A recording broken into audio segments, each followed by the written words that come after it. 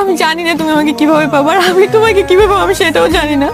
ভাই আমাদের ব্যাপারটা খুব সিরিয়াস নিয়ে নিছে। আমরা দুজন পালাই যাই, চলো। তুমি কি বলতেছো এগুলো? আমরা কোথায় পালাই যাবো? আমাদের বয়স হয় নাই।